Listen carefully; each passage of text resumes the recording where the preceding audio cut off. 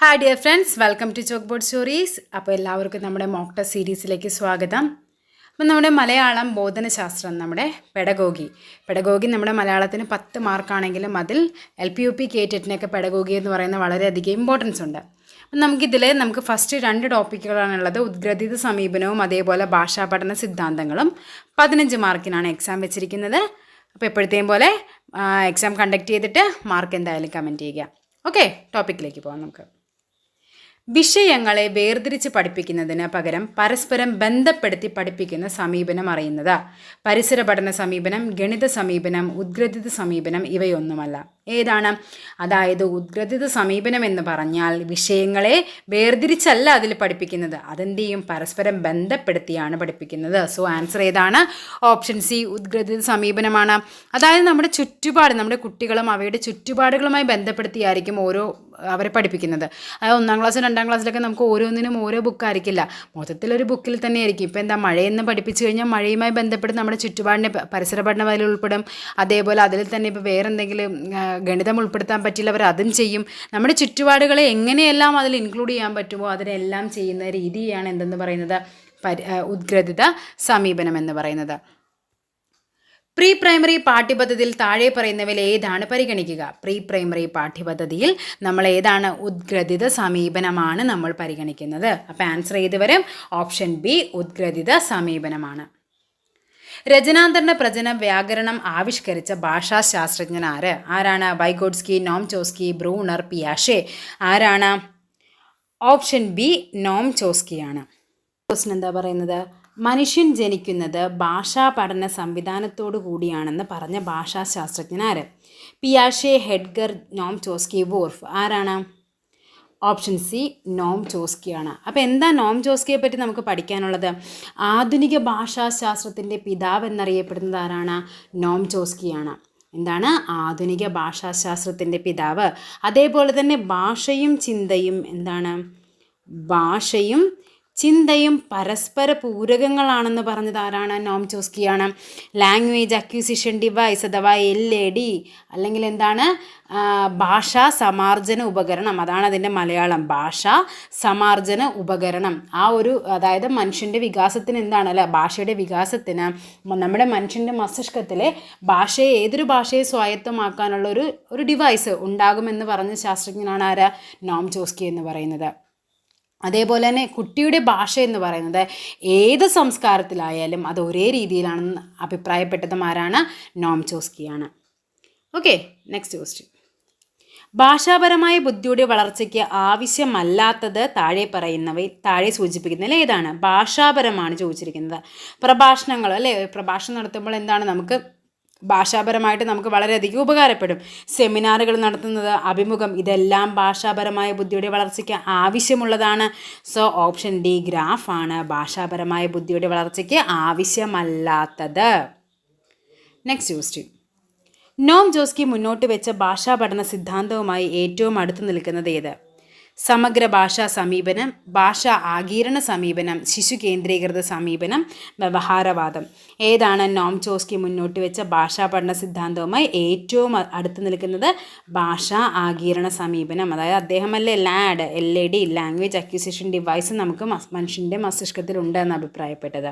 So answer ചെയ്ത് വരും ഭാഷാ ആഗീരണ സമീപനമാണ്. നെക്സ്റ്റ് ക്വസ്റ്റ്യൻ എന്താണ്?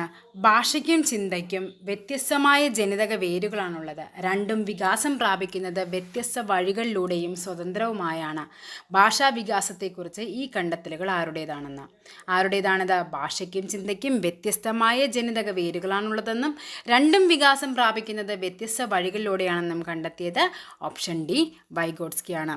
വൈഗോട്സ്കിയുടെയാണ് മറ്റൊരു പ്രത്യേകത എന്ന് പറഞ്ഞാൽ അഹംകേന്ദ്രിത ഭാഷണം വെറും അർത്ഥശൂന്യമായ ഒരു വ്യവഹാരമല്ല എന്ന് അഭിപ്രായപ്പെട്ടതാരാണ്? വൈഗോട്സ്കിയാണ്. ഇമ്പോർട്ടൻ്റ് ആണ്. അഹം കേന്ദ്രിത ഭാഷണം അർത്ഥശൂന്യമായൊരു വ്യവഹാരമല്ല എന്ന് അഭിപ്രായപ്പെട്ടതാണ് വൈഗോട്സ്കി. Next question.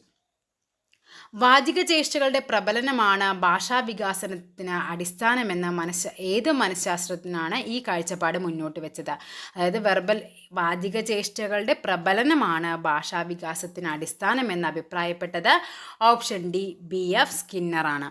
BF സ്കിന്നറാണ് എന്ത് പറയുന്നത്, ചോദകം, പ്രതികരണം, പ്രബലനം, ആവർത്തനം, അനുകരണം തുടങ്ങിയൊരു ഭാഷയ്ക്ക് എന്താണ് ഒരു സ്ട്രക്ചർ ഉണ്ടെന്ന്, ഒരു പല പല പ്രക്രിയകളുണ്ടെന്നൊക്കെ അഭിപ്രായപ്പെട്ടത് ആരാണ്? BF സ്കിന്നറാണ്. അതായത് വാചിക ചേഷ്ടകളുടെ പ്രബലനമാണ് ഭാഷാവികാസത്തിന് അടിസ്ഥാനമെന്ന് അഭിപ്രായപ്പെട്ടതാണ് BF സ്കിന്നർ എന്ന് പറയുന്നത്. ഭാഷാ പഠനത്തിൽ അനുവർത്തിക്കേണ്ട മുൻഗണനാക്രമം ലിസണിങ്, സ്പീക്കിംഗ്, റീഡിംഗ്, റൈറ്റിംഗ്. ഏതാണ് ആൻസർ വരുന്നത്? നമുക്ക് ആൻസർ മാത്രം പറയാം, കാര്യം ഇതിൻ്റെ ഓപ്ഷൻ വായിച്ചാൽ നമുക്ക് തെറ്റിപ്പോകും. ഭാഷാ പഠനം എന്തായിരിക്കണം? ആദ്യം നമ്മൾ കേൾക്കുകയും പിന്നെ നമ്മൾ പറയുകയും പിന്നെ നമ്മൾ വായിക്കുകയും അവസാനമാണ് എന്ത് പഠിക്കേണ്ടത്? എഴുതാനായിട്ട് പഠിക്കേണ്ടത്. ഇങ്ങനെയാണ് ഭാഷാ പഠനത്തിൽ അനുവർത്തിക്കേണ്ട ക്രമം എന്ന് പറയുന്നത്. Listening, speaking, reading and writing. എന്താണ്? ശ്രവണം, അതേപോലെ ഭാഷണം, വായന, ലേഖനം. ഇങ്ങനെയും ചോദിക്കാം, മലയാളത്തിലും ചോദിക്കാം. അപ്പോൾ ഭാഷാ പഠനത്തിൽ അനുവർത്തിക്കേണ്ട മുൻഗണനാ ക്രമം ശ്രവണം, ഭാഷണം, വായന, ലേഖനം എന്നുള്ളതാണ്. Okay, next question. പാട്ടുകളുടെ അവതരണത്തിന് അവസരം ലഭിക്കുമ്പോൾ കുട്ടികളുടെ കഴിവുകൾ വിലയിരുത്താൻ അധ്യാപിക പരിഗണിക്കേണ്ട കാര്യങ്ങൾ എന്തെല്ലാം? പാട്ടുകളാണ്. പാട്ടിലെ വൈവിധ്യം, സംഭാഷണം, അവതരണം, പാട്ടിൻ്റെ നിലവാരം, തീം, പദങ്ങളുടെ ഉച്ചാരം, സ്ഫുടത, വ്യക്തത. എന്തായിരിക്കും? ഉറപ്പായിട്ടും നമുക്ക് എന്താണ് പദങ്ങൾ എങ്ങനെ ഉച്ചരിക്കുന്നുവെന്നും അതെങ്ങനെ സ്ഫുടമായി പറയുമെന്നും അതെങ്ങനെ വ്യക്തമായി പറയുന്നു എന്നാണ് നമ്മൾ നോക്കേണ്ട കാര്യം. അപ്പോൾ ആൻസർ വരേണ്ടത് ഓപ്ഷൻ ഡി ആണ്. Next question.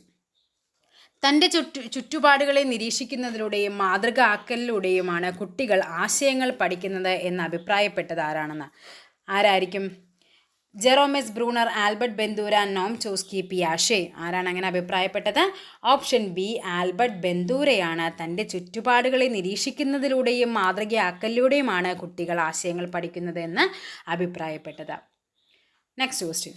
ജനിക്കുമ്പോൾ കുട്ടികൾ ഒഴിഞ്ഞ സ്ലേറ്റിന് തുല്യമാണ് എന്ന് അഭിപ്രായപ്പെട്ടത്. ഇത് നമ്മൾ ഓൾറെഡി നമ്മൾ ക്ലാസ്സിൽ പറഞ്ഞിട്ടുണ്ട്, സൈക്കോളജിയിൽ പറഞ്ഞതാണ്. ആരായിരിക്കും അത്?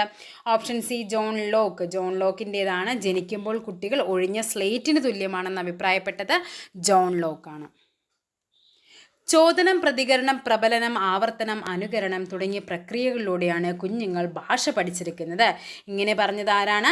Option C സ്കിന്നറാണ്. സ്കിന്നറാണ് എന്ത് പറഞ്ഞത്? ചോദനം, പ്രതികരണം, പ്രബലനം, ആവർത്തനം, അനുകരണം തുടങ്ങിയ പ്രക്രിയകളിലൂടെയാണ് കുഞ്ഞുങ്ങൾ ഭാഷ പഠിച്ചിരിക്കുന്നത്. കേരളത്തിലെ എല്ലാ വിദ്യാലയങ്ങളിലും 1-ാം ക്ലാസ് മുതൽ 10-ാം ക്ലാസ് വരെ മലയാളം നിർബന്ധമായി പഠിപ്പിക്കണമെന്ന് അനുശാസിക്കുന്ന ആക്ട് ഏതാണെന്ന്? ഏതായിരിക്കും അത്? ഓപ്ഷൻ സി മലയാള ഭാഷാ പഠന ആക്ട് 2017 മലയാള ഭാഷാ പഠന ആക്ട് പ്രകാരമാണ് 1 മുതൽ 10-ാം ക്ലാസ് വരെ മലയാളം നിർബന്ധമായും പഠിപ്പിക്കണമെന്ന് അനുശാസിക്കുന്നത്. Okay, next question. മറ്റുള്ള ഭാഷകൾ കേവലം ധാത്രിമാർ മർത്യന്നു പെറ്റമ്മ തൻ ഭാഷതൻ എന്നു പാടിയ കവി ആരാണെന്ന്? ആരായിരിക്കും?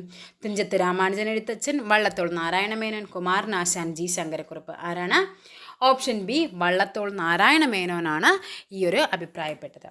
ഓക്കെ, ഇനി നമുക്ക് കുറച്ച് ഭാഷാ വൈകല്യങ്ങൾ നോക്കാം. സാധാരണയായിട്ട് നമ്മൾ കാണപ്പെടുന്നൊരു ഭാഷാ വൈകല്യങ്ങൾ ഏതൊക്കെയാണ്? കൊഞ്ഞ എന്ന് പറയും, ലസ്പിങ്. എന്താണ്?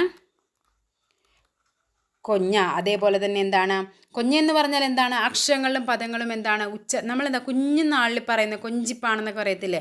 കുഞ്ഞുനാളുകളിൽ നമ്മൾ സംസാരിച്ച അതേ രീതി തന്നെ എന്ത് ചെയ്യും? മാറ്റമില്ലാതെ അങ്ങ് തുടർന്നുകൊണ്ടിരിക്കും. ചില വാക്കുകൾ കുഞ്ഞിലെ എന്താണ് നമ്മൾ വ്യക്തമായിട്ട് ഉച്ചരിക്കത്തില്ല. അത് തന്നെ വലുതാവുമ്പോഴേക്കും എന്ത് ചെയ്യുന്നുണ്ട്? കണ്ടിന്യൂ ചെയ്ത് പോകുന്നതിനെയാണ് നമ്മൾ കൊഞ്ഞ എന്ന് പറയുന്നത്. ഇനി അസ്പഷ്ടത അഥവാ സ്ലറിങ് എന്താണ്?